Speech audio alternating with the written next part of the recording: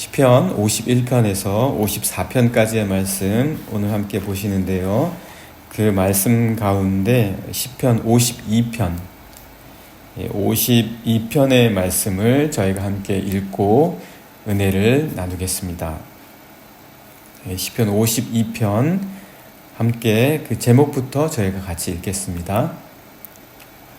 다윗의 마스길, 인도자를 따라 부르는 노래, 에돔인 도액이 사울에게 이르러 다윗이 아히멜렉의 집에 왔다고 그에게 말하던 때에, 포악한 자여, 내가 어찌하여 악한 계획을 스스로 자랑하는가? 하나님의 인자하심은 항상 있도다.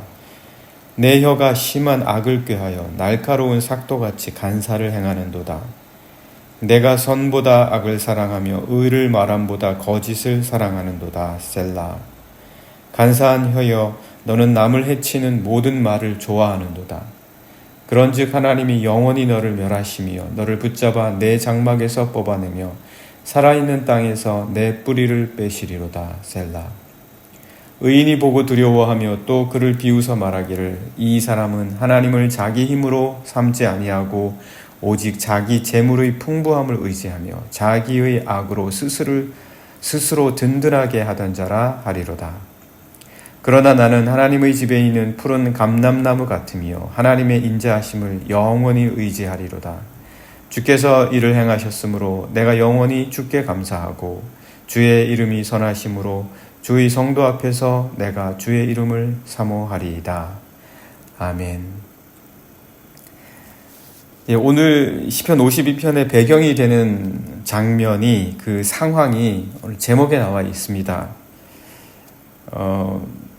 다윗이 사울을 피해서 도망을 나오지 않습니까?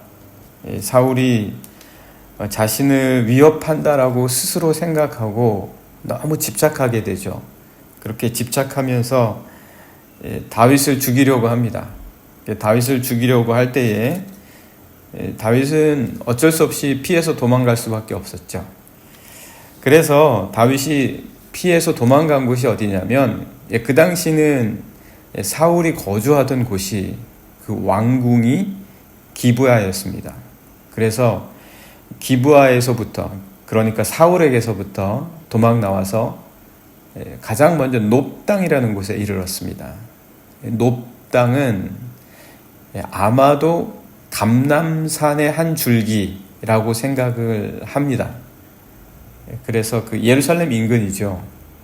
그래서 기브아에서 도망을 쳐서 놉당에 이르게 되는데, 당시 거기에는 여러분 아마 엘리 제사장이라고 잘 아실 겁니다. 엘리 제사장의 후손들이 거기에 모여서 살았었습니다.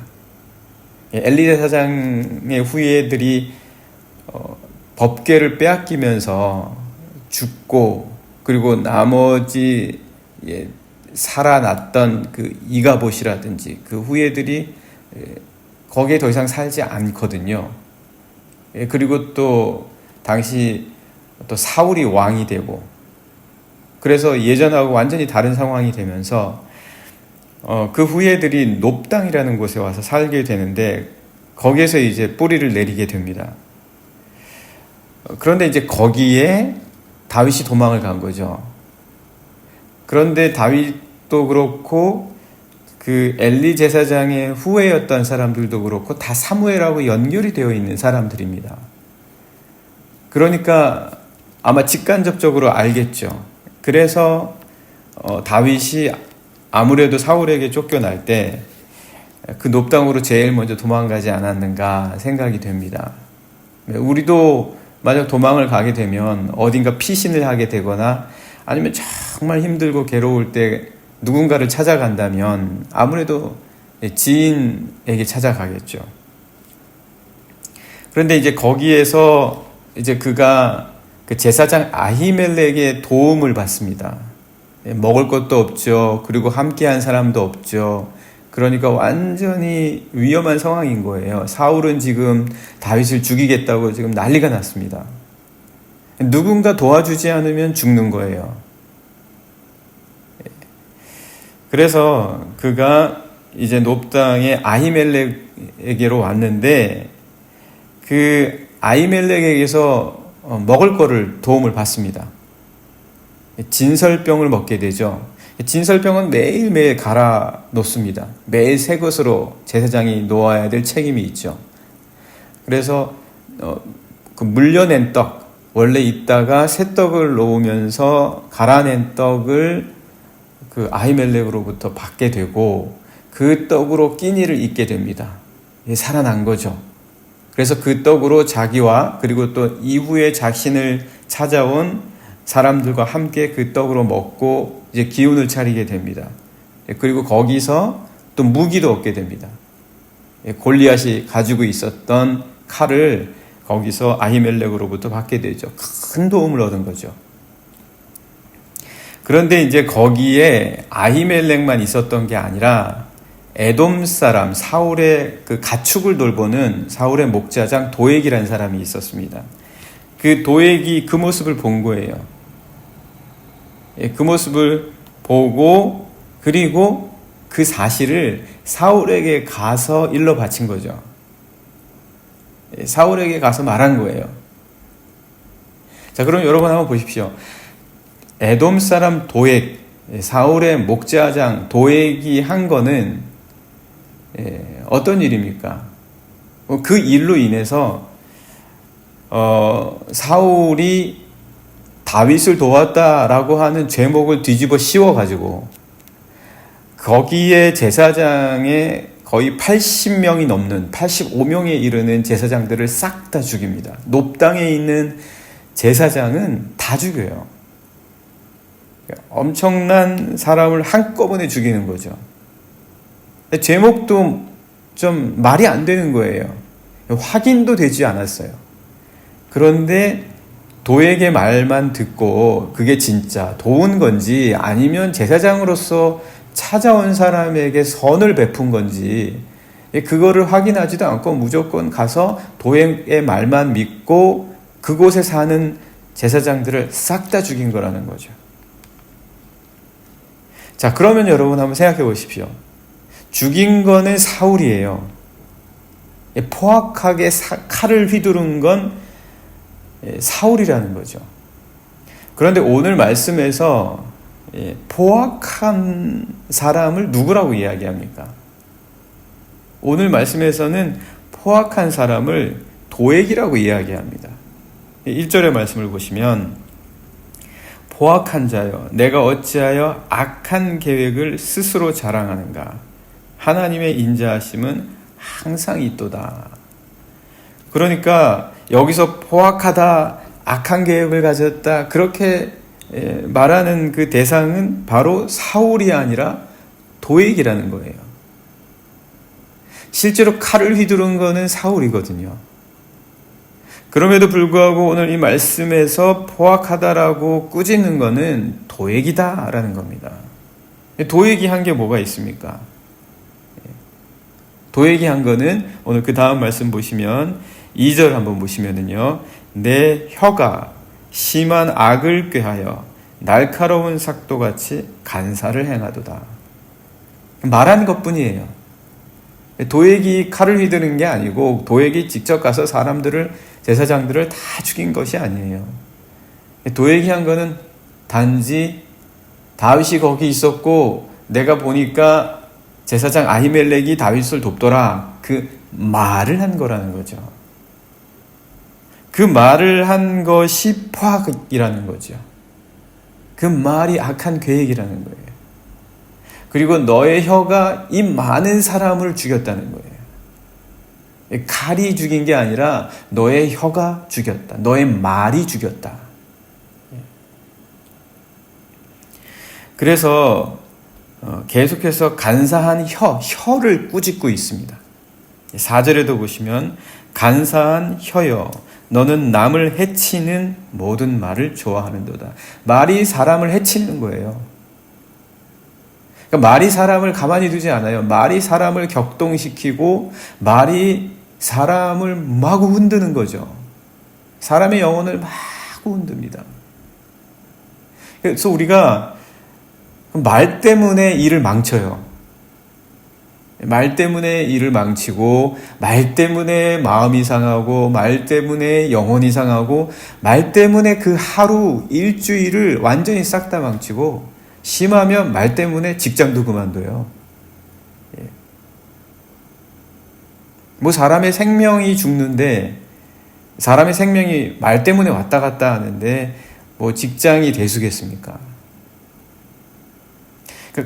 그래서 우리 그리스도인들, 우리 신앙생활은요, 말에 휘둘리지 않는 것을 우리가 훈련하는 겁니다. 우리가 신앙은요, 말에 휘둘리지 않는 영혼이 되어가는 겁니다.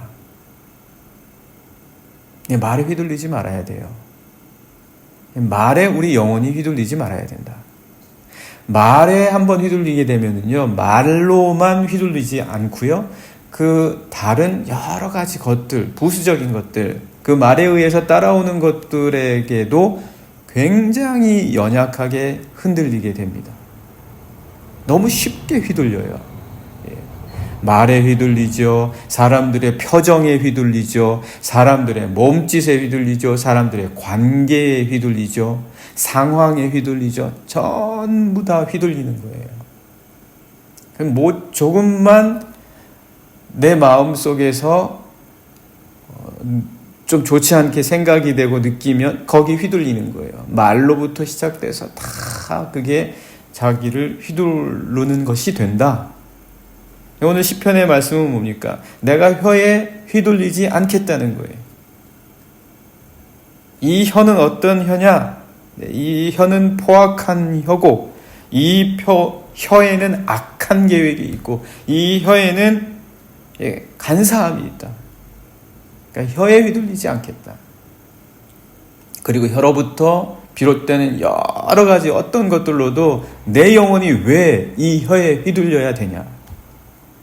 내 영혼은 든든하겠다. 그래서 이 혀가 정말 휘두르는 그 모든 것들을 하나님께서 뽑아내시기를 원한다. 내 영혼에서 나를 휘두르게 하는 그 모든 것들을 하나님께서 다 뽑아내기를 원하신다. 그렇게 다윗이 고백하고 있습니다. 도액이 이렇게 한 게 뭘까요? 도액은 쉽습니다. 말로 그냥 다 끝내는 거예요. 그는 목자장이었거든요. 목자장이니까 목축, 가축을 다루면서 그가 아마 체득한 것이 있을 거예요. 그걸 좋게 사용하지 않는 거죠.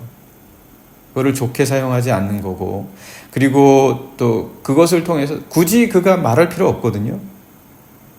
자기는 목축을 다스리니까 늘 왕 곁에 있는 것도 아니에요. 굳이 사울왕을 쫓아가가지고 거기에서 말을 했다. 그런데 그가 한 말이 그런 엄청난 결과를 가져온 거예요. 그러니까 이 말이 굉장히 사람의 영혼을 휘두른다. 그래서 우리는 거기에 절대 휘둘려서는 안 된다. 그리고 또 말로부터 비롯되는 그 어떤 것들로도 우리 영혼이 휘둘려서는 안 된다. 그러기 위해서는 이 말을 이길 수 있는 게 뭡니까? 말에 휘둘리지 않을 수 있는 게 뭘까요? 하나님의 말씀입니다. 인간의 말을 이기는 것은 하나님의 말씀이에요. 그래서 우리가 늘 하나님 말씀 붙잡고 있는 거죠. 이 세상은 보십시오. 인간의 말로 가득 차 있어요. 어디 가나 인간의 말이에요. 그냥 집안에서도 인간의 말, TV를 켜도 인간의 말, 라디오, 인터넷에 들어가도 인간의 말, 거리에 나가도 인간의 말, 전부 다 인간의 말이에요. 거기서 어느 하나만 틀려서 내 영혼을 공격하기 시작하고 내 마음에 근심을 가져오기 시작하면 거기에 이제 휘둘리는 거죠. 그러지 않기 위해서는 하나님의 말씀이 내 영혼 안에서 살아있어야 된다. 하나님을 의지해야 되는 거예요. 하나님을 어떻게 의지합니까? 하나님의 말씀으로 의지하는 거예요. 그래서 우리가 하나님의 말씀을 기회가 되는 대로 자꾸 접해야 됩니다. 어떤 기회가 있더라도 자꾸 말씀을 접해야 돼요. 그래도 우리가 한 주 동안 말씀 접할 수 있는 기회가 그렇게 많지 않거든요. 세상의 말을 접할 때가 굉장히 많거든요. 그래서 하나님의 말씀으로 우리 영혼을 일단은 든든히 해야 여러 말들을 듣더라도 우리가 흔들리지 않는다. 그래서 다 세상의 말, 사람들의 말을 들으면서 사람을 의지하는 것을 통해서는 쓰러질 수밖에 없다. 그러나 나는 하나님의 말씀을 의지하겠다. 하나님의 사람이 되겠다. 그것이 이제 다윗의 고백입니다. 그래서 다윗이 이렇게 이야기합니다. 8절, 9절에 나와 있죠. 그러나 나는 하나님의 집에 있는 푸른 감람나무 같으며 하나님의 인자하심을 영원히 의지하리로다. 주께서 이를 행하셨으므로 내가 영원히 주께 감사하고 주의 이름이 선하심으로 주의 성도 앞에서 내가 주의 이름을 사모하리이다. 하나님의 말씀으로 다윗이 그 영혼이 말에 휘둘리지 않고 마치 푸른 나무처럼 든든한 거예요. 오늘 우리 사랑하는 영락의 성도님들, 오늘 하루 살면서도 아마 많은 말들을 들으실 거예요. 사람의 말을 안 듣고 우리가 어떻게 살겠습니까? 우리도 사람인데. 그러나 하나님의 말씀을 늘 가까이 하시고 하나님의 말씀으로 영혼을 든든히 붙잡으셔서 말에 휘둘리지 않고 오히려 그 말들을 또 다 품어주고 또 그 말들 속에서 하나님의 뜻을 나타내주고 다 감싸줄 수 있는, 그래서 영원히 든든한 우리 모든 이 새벽에 나오신 영락의 성도님들 되시기를 간절히 축복합니다. 이 시간 저희 함께 같이 기도하기 원합니다. 하나님, 저의 영혼이 말에 휘둘리지 않게 해주십시오. 말로부터 비롯되는 그 어떤 것들로도 휘둘리지 않게 해주시고 오히려 하나님의 말씀으로 내 영혼이 든든하게 해주시고, 그래서 모든 것을 품고 감싸고 말씀으로 오히려 이 모든 것들을 이겨나갈 수 있는 자가 되게 해주십시오. 이 시간 같이 함께 기도하시겠습니다.